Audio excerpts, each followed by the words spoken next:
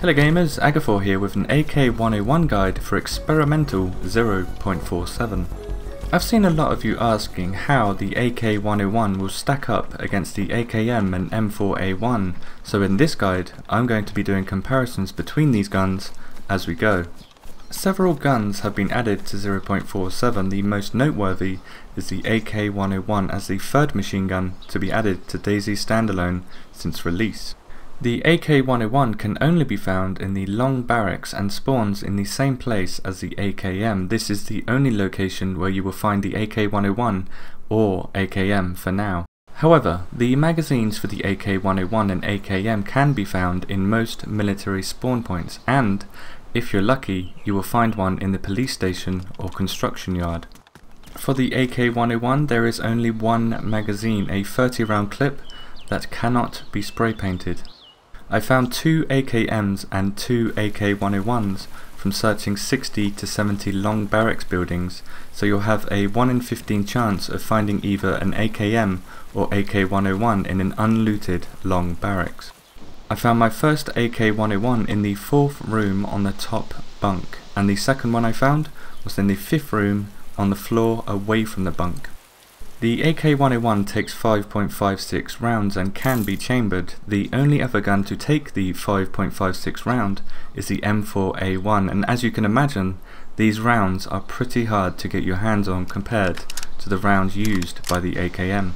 The AK101 comes as standard with 2 base attachments, the AK plastic buttstock and the AK handguard plastic. Yep, the AK handguard plastic. But don't worry, if you have OCD you can replace the AK handguard plastic with the AK handguard rail, which is required to attach the weapon flashlight and bipod to the AK101 and AKM. In fact, all attachments that can be attached to the AKM can also be attached to the AK101, every single attachment. Even the base attachments of the AKM can be attached to the AK101, and in turn the base attachments of the AK101 can be attached to the AKM. This means that we can mix and match 3 different handguards and 3 different buttstocks to the AKM and AK101, the same amount of base attachments as the M4A1. However, unlike the M4A1, the only optic that can be attached to the AK101 is a PSO1. But who cares about that? The PSO1 is awesome. The one thing you may care about is the fact that only 2 AK parts can be spray painted, the folding buttstock and wooden buttstock, whereas all handguards and buttstocks for the M4A1 can be spray painted, even the M4A1 itself. Here is the reload animation for the AK101.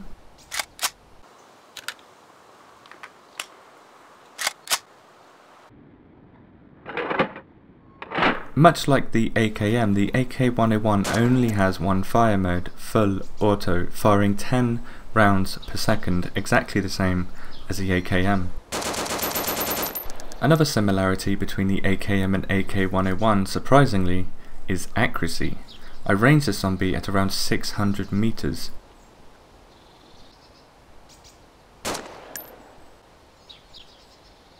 I think the animations are currently bugged at these ranges, but that was a clean headshot on the first shot. I'm not 100% sure, but the AK101 feels slightly more accurate than the AKM. As for recoil, here is 15 rounds while fighting the recoil. And here is 15 rounds without fighting the recoil. If you remember watching my AKM guide, you'll notice that the recoil on the AK101 looks to be exactly the same as the recoil on the AKM. Now, I'm no gun expert, in fact I know very little about guns outside of DayZ, but I would have thought that bullets that do more damage would cause more recoil. If I've got that wrong, please let me know in the comments. Speaking of damage, the AK101 one-shots civilian zombies in the upper chest and 2-shots military zombies in the upper chest. I recently tested the 5.56 round on a fully geared test dummy and it killed them in 1 shot to the upper chest. As a conclusion, to answer a question most of you will probably want to know, how does the AK101 compare to other machine guns in DayZ Standalone, and ultimately, should you swap out your AKM or M4 if you should happen to stumble across the AK101? This is what we know so far. The AK101 is just as rare as the AKM. It uses the same attachment and comes as standard with the best buttstock to increase accuracy, the AK plastic buttstock.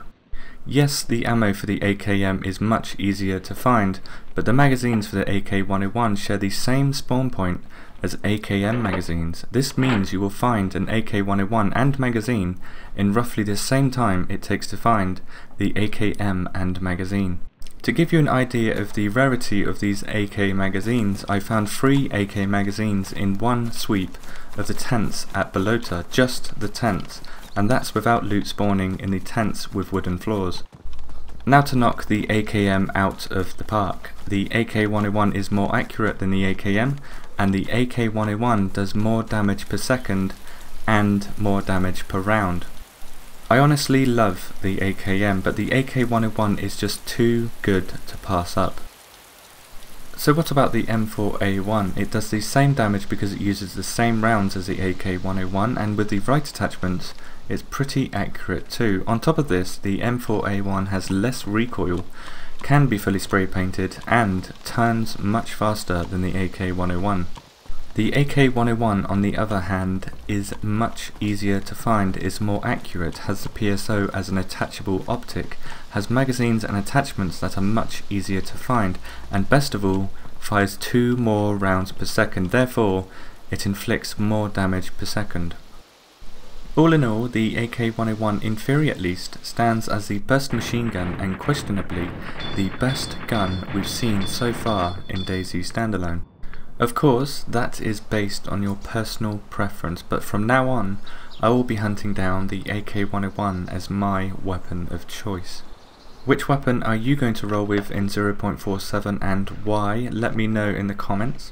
In other news, I've got some new hardware and I'm going to be doing some playthrough videos soon, so if you haven't become a subscriber yet and want to see those, subscribe, because I will not be sharing those videos on other websites. Thank you for watching, happy conserving your AK101 ammo, and I will see you in the next video.